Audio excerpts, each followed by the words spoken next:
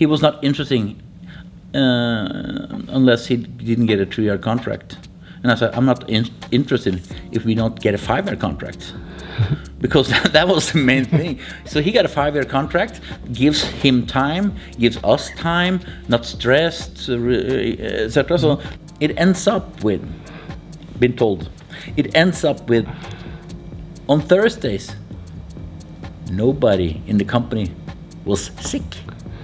The sick leave, no sick leave. Everyone was at the work on Thursday. They didn't have headache, they didn't have problems with stomach or anything. And that is actually one thing you could use, profiles, sports, etc. where you're building up a teamwork. Mm-hmm. You know, you build up teamwork for that, so. Hey Roger. Hello. Who are you? Who am I? My name is Roger Meyer, 53 years old. Work in Norwegian team handball clubs with projects, and has been managing 5 different clubs. Right now I am in a handball club called Nøtterøy, where we just got Robert Tedin in as a head coach. And my plan is to build a handball club, not a handball team. Okay, and where are we right now? At the moment we are, I've been here about 9 months. We are a little bit above 50% of where I want the club to be. I mean, the problem with many clubs in Norway, both women and men, they are building a team, a handball team, not a handball club. And that's the main difference. So we try to build, reorganize and restructure the handball team to be a handball club. That's the main thing actually.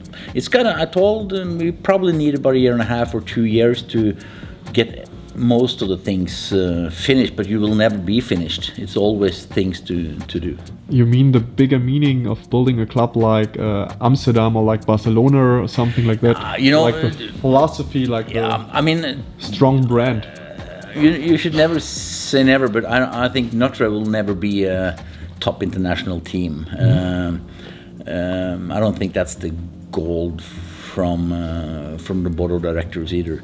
But we need to, if you want to play in the top division, you need to structure up and make the club ready for top division, not only the team.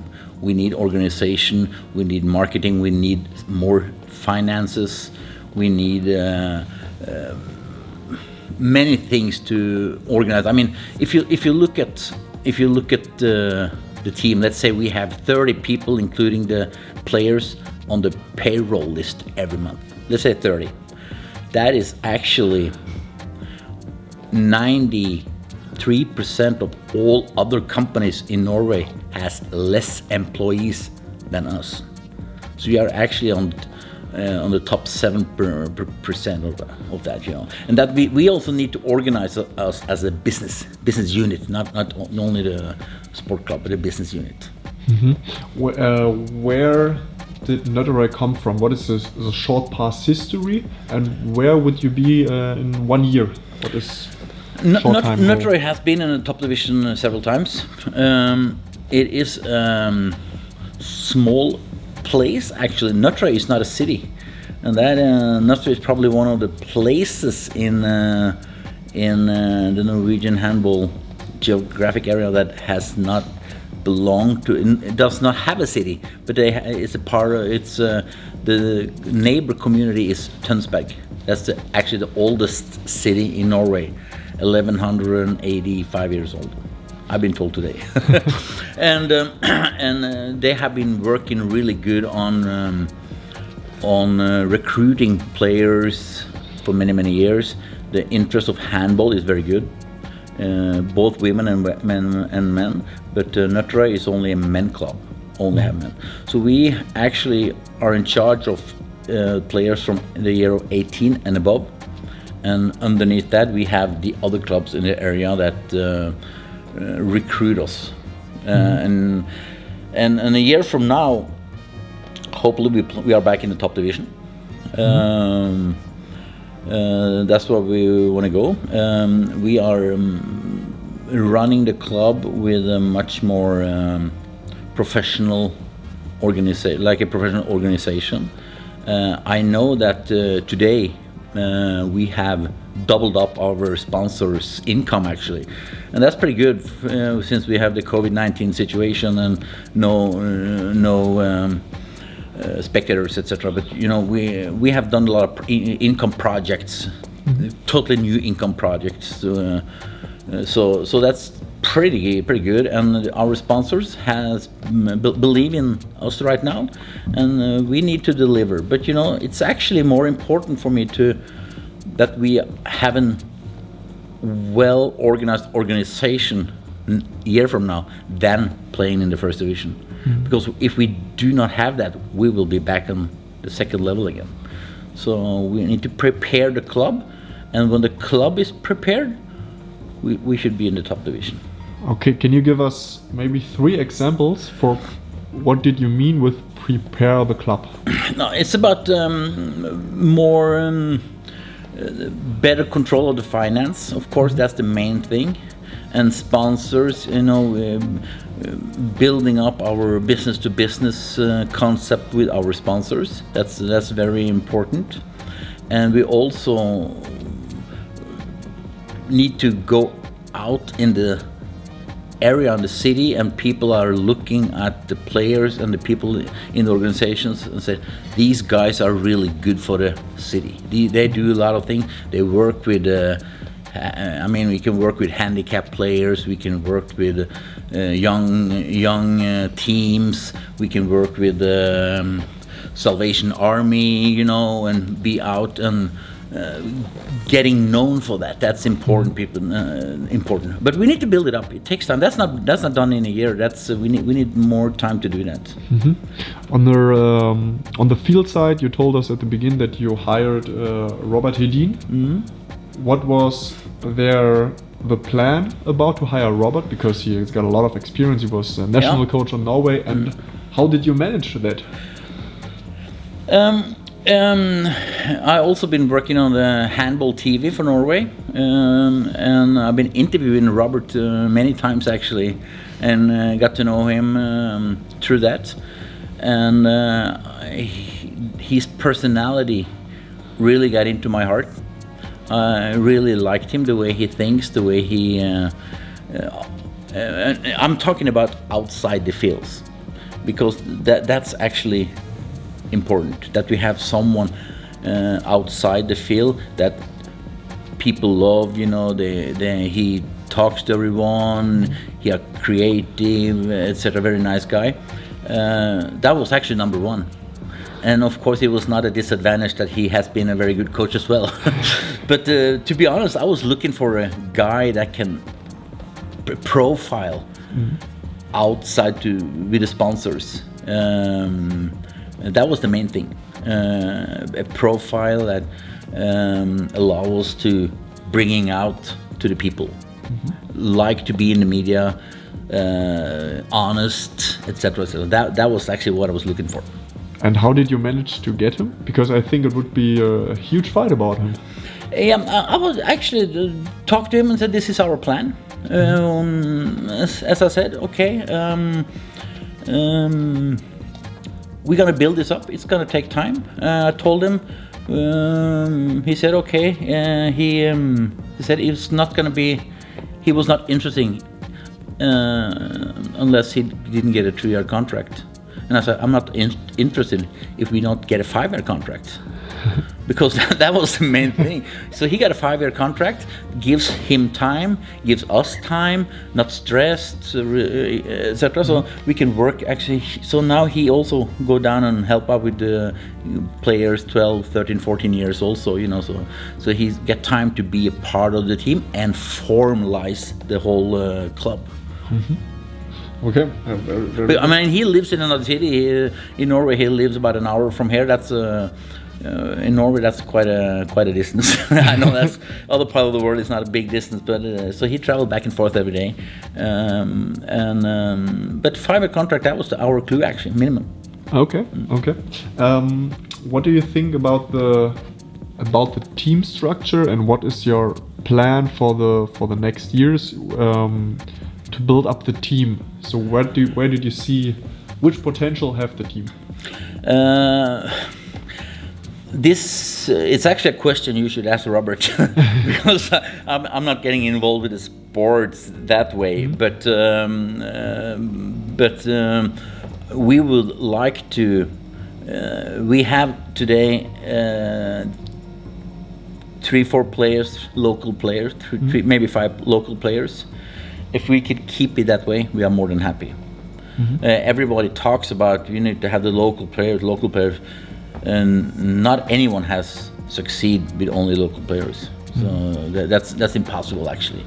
But of course, if we can get another player 1 year to come up to the team from the local area, that's very good for us. We would be more than happy to do that. And I believe, let's say I haven't discussed this, but I believe that if Nøtterøy in a couple of years from now, 2-3 years, would be ranked between 5 and 8 in the Norwegian league, I think that's a good place. I mean, that's the boring place because you're not fighting in the bottom, either the top or the bottom. So that's the boring. But I think that would give us some chance to maybe come up and try to stay in the top division. So you gave Robert the responsibility for the sporting part of Nøtterøy. So you trust him really. Yeah. Is that a common thing in your management still? It's a style. We don't have do not have a sport group as most of the teams have. We don't have that because I always say that our coaches has most experience to look at players and I mean coaches are talking to each other. They know all the thing in the market, and we don't have other experience in the club. We don't have any people with that experience in the club to pick up these players. So we have a meeting with the chairman, myself and Robert and maybe one assistant coach, and talked about this quite often. But we do not have a sports manager. We don't. Okay. He will come if we will succeed and get our thing. But I think most of the clubs do not need that actually. You told me that you have a lot of experience with different clubs here in Norway.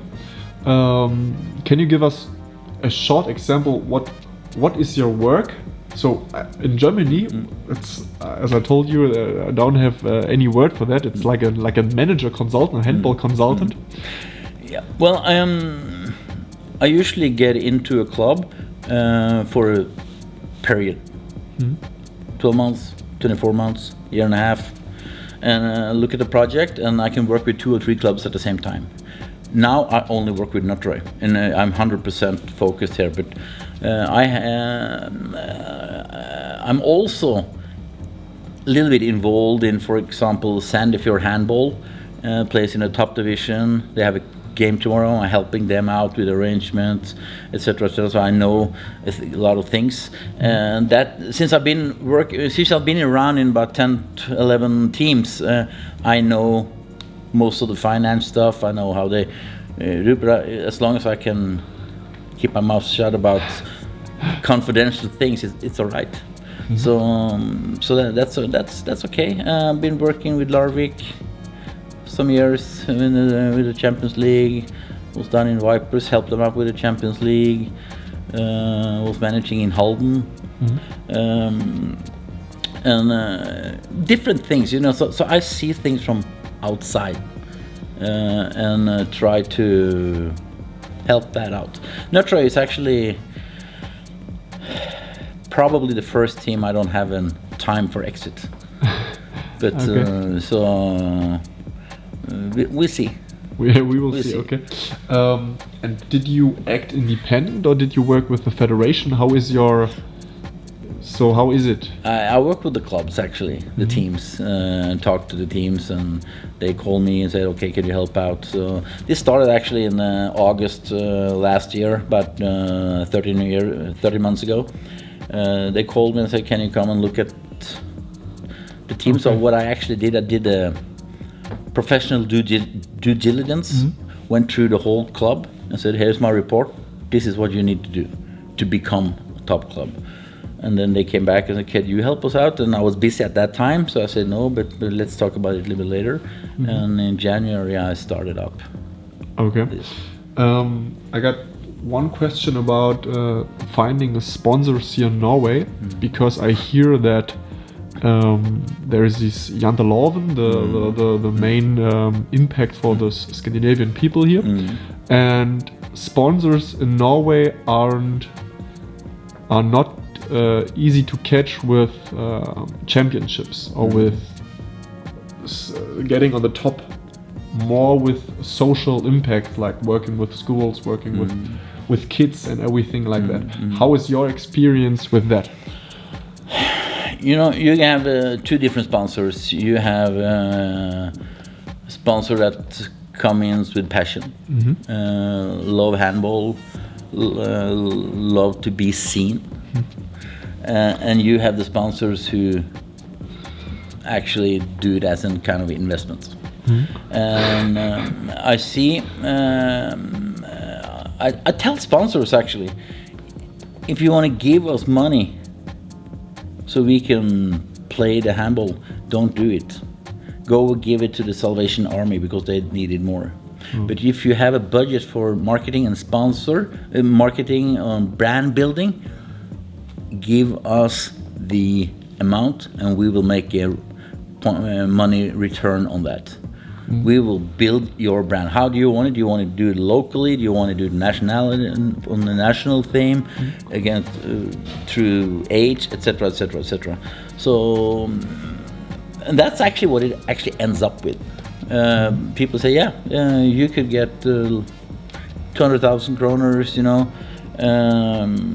What can we get for that? And I said, okay, we will try to do that. Let's say make a 3-year contract. If we don't succeed, let us know. Give us another month. If we don't succeed, you get the 3rd year free. We don't want money from you if you are not happy with us. So next year, we do not have any contract that ends.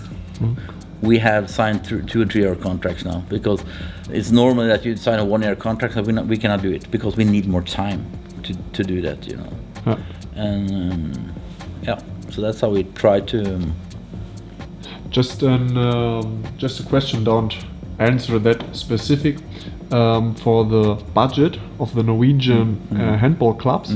So when we talk about the Rema in Thyssen League, so maybe one team in the middle, what do you think is the budget from that club? I mean, you have Elverum as a top division Champions League club. They have a high budget compared to the Norwegian, 25 million, 28 million Norwegian kroner. I will see the average is, let's say 8 to 10 million Norwegian kroners. Okay. So about 10 the same million euros. So it's small money, you know. It's a small money.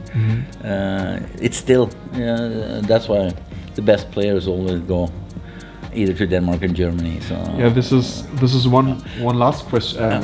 One last week. I have much more questions. The next question, when we talk about the Norwegian league or the 2 top division leagues,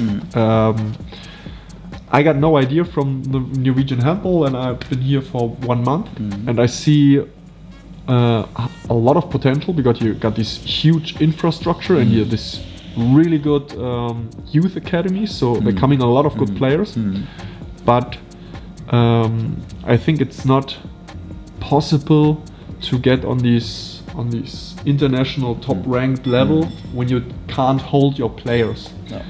What problems did you see? Why are going a lot of players to Germany maybe also? Because that's financial question. I mean, some of the players in Norway is 100% professional. Let's say on Nøtterøy, we don't have 100% professional. They cannot live on that. it's impossible. They either have to work or go to school, private sponsors, etc. But it is about finance. I mean, if you see a Norwegian match, if you take away Elverum and Arendal, maybe Kolstad, those teams are the one with the most spectators. I believe that the average is 800, 700 to 800. So that's and some of them you don't have any much, you know. So, but I mean, no, all the games are shown on the net, you know. So they have the handball.tv.com shows games every day, and it's a very good team, so very good technical TV. So that's actually the sponsor that for the TV is better, and I think it's going to be tough for the teams to get spectators back on the after the corona. Yeah, that's going to be. I believe so. Maybe I'm totally wrong. As I said, okay, they are so hungry for handball, so but now they're sitting back in the sofa, drinking whatever. Popcorn, you know, relaxing, warm. You look outside, it's raining, you know. So now we stay home, you know. That I'm afraid of that. This could be possible. Then, you have to find solutions with online tickets or with everything like that. Exactly. Yeah. Okay.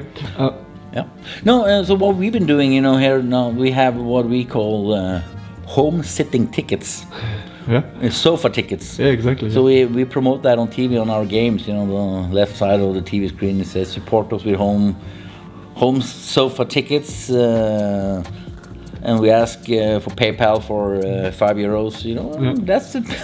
It's pretty good actually. It's been impressive. Yeah, and also you got a much more potential because there are a lot of sofas out there, but you got only 2,000 seats in your arena. Yeah.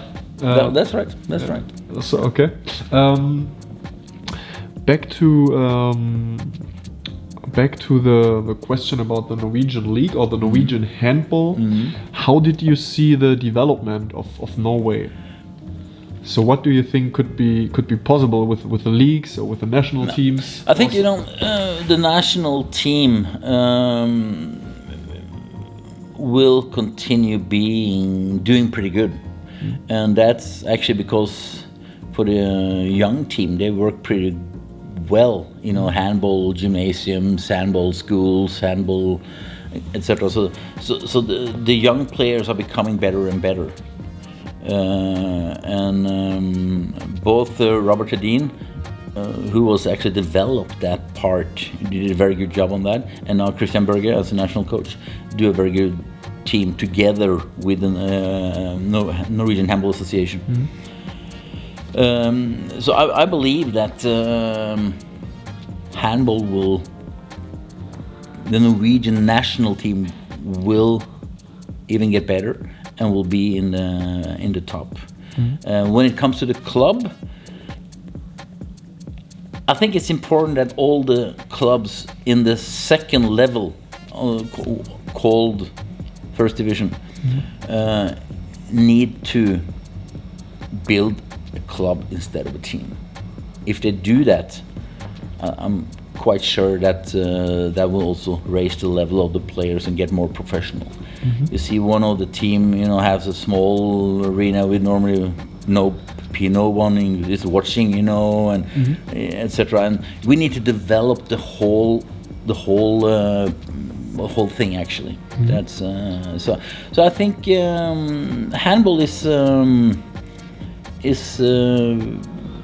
sport that will be positive and developing, and I'm also hope that we will see United States coming up for handball, because team handball, as it's called in the United States, it's team handball will fit so good into the American with it's fast, with the breaks, you know, and action and tight game.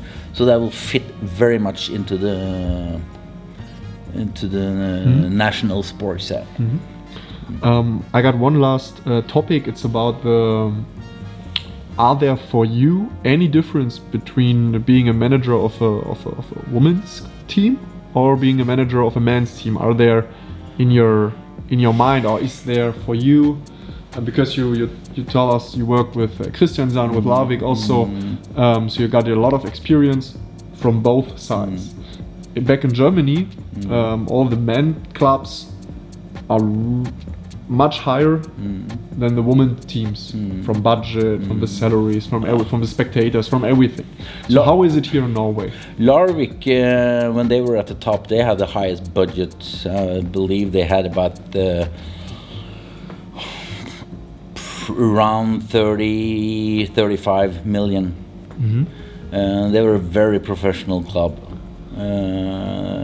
Really impressed. That was an international club. They were very, very, very good. And they had only profile players, top players. They had national team players on there from several countries. So that was good. So compare top women, top men. No, I don't see any difference actually. But if you go to first division and say top men, top women, I think the top men division is much more is more organized. It's more interest for sponsors, etc., etc., etc. Okay. Okay, perfect. Did you like to give us an experience or a nice story about your about one thing that did you be part of in your history and with different clubs? One story, one history impact what you got this smile on. Would you like to share some story with us? What could that be actually? A happy moment, a sad moment maybe? No, I mean, I don't know if I have any right at the moment. There are always some fun stories. But maybe I will give you time because I remember one. I got this one was one important question for myself. What are the common mistakes of clubs in this management? When you point out 3 or 5 typical rookie mistakes for club development. I think if you look at some club that are in the position to build up a club, and many of those they don't have any employees in the administration area. It's run, the board of director is actually running the club, and they said, okay, we need 50% general manager, for instance, and they hired a player to take care of that. So they also can give the players a little bit more money to stay in the club. But that is very, very seldom that is a succeed, because players are focusing on totally different things, and they don't focus in organization. Sponsors, I don't think players should be informed by how much the sponsor is paying, payrolls of other players, etc., etc. So that's a general mistake. But the main general mistake is actually what I said in the beginning, that they are still several are building a team. The team has been qualified for the top division, but the club is still in the third division. And that's the main thing. That's what it needs to be. The club is ready. When the club is ready, you can go up. You can work with that. So that's. I think that's the key. That's the key. Perfect, Roger. Thank you very much. Is there a story in your mind you'd like to share? Give me some time. we will do. Takk mycket. Tusen takk. Ja, takk det samme. Vi ses. Det gjør vi. Hei. Is one story in your head about a funny thing working in a club with sponsors? I was not manager in Larvik. I was not doing that, but I was told that they had a sponsor That was the main sponsor for 14 years. Electricity company. And in the contract, the players should come and visit that company once a week, eating lunch with them, because they were very high profile, you know, Gro Hammerseng, Edin, Nora Mørk, etc. They were there. So they were there on Thursdays, and that was part of the contract. There was a big company. And it ends up with, been told, it ends up with, on Thursdays, nobody in the company was sick. The sick leave, no sick leave. Everyone was at the work on Thursday. They didn't have headache, they didn't have problems with stomach or anything. And that is actually one thing you could use, profiles, sports, etc., where you're building up teamwork. You know, you build up teamwork for that. So no sick when the players were eating lunch with them. This is a really good story. Did you have other ideas to build these connections? Where what are some of your crazy deals with sponsors so you can connect the club and the sponsor? We did a funny thing actually in one club, you know, because that was big grocery store chain. We most big ad in the newspaper where the grocery chain said, "We wash your car for free while you buy your groceries. The team handball players will clean it." And that was a beautiful sunny day, you know, and you can see that commercial trained guys, you know, no shirts on, were washing cars where they was inside and shopping, come out. It was 10 guys washing, drying. It was so clean, you know, and that was so successful. We did it 3 weeks in a row, actually, because you know that was so. And the guy said in that grocery store that the sales were really up for these 3 days, you know, where we did that. So that's a funny thing, actually. Funny thing. People want to see that, you know. Great. Thank you very much. Welcome.